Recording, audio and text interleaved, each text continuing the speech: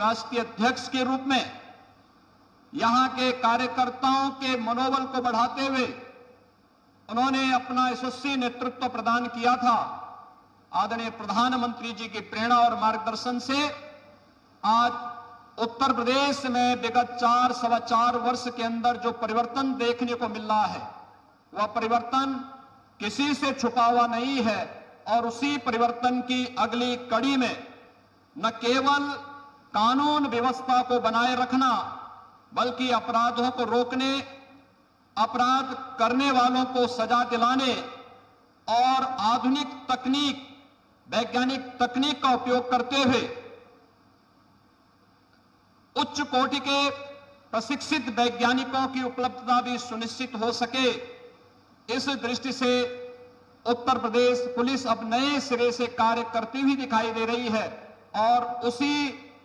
तकनीक को अपनाने, उत्कृष्ट वैज्ञानिकों की एक नई फौज खड़ी करने के उद्देश्य से हम लोग आज यहां पर इस सेंटर का शिलान्यास का कार्यक्रम यहां पर संपन्न करने जा रहे हैं। हम सब जानते हैं उत्तर प्रदेश के अंदर इस दौरान पेशेवर माफिया और गैंगस्टर से 1584 करोड़ रुपए की संपत्तियां भी उनकी जब्त करते हुए उत्तर प्रदेश सरकार ने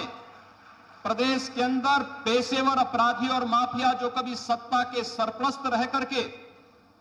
कानून को ठेंगा दिखाने का कार्य करते थे, आज उन सब के अंदर कानून के प्रति एक भय देखने को मिलता है। आम नागरिक भय मुक्त वातावरण में आगे बढ़ता हुआ दिखाई देता है और बहन और बेटियां अपने आप को सुरक्षित महसूस करती हैं। उत्तर प्रदेश के अंदर कानून का राज हो, यही आदरणीय प्रधानमंत्री जी की मंशा थी। यही माननीय गृह मंत्री जी ने 2014 में, 2017 में उत्तर प्रदेश वासियों को इसी बात का आश्वासन दिया था।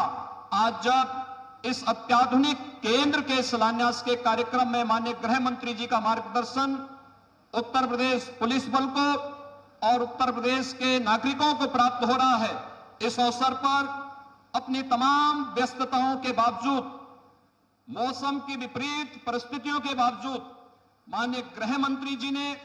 अपना बहुमूल्य समय उत्तर प्रदेश को दिया है। मैं इस अवसर पर माननीय गृह मंत्री जी का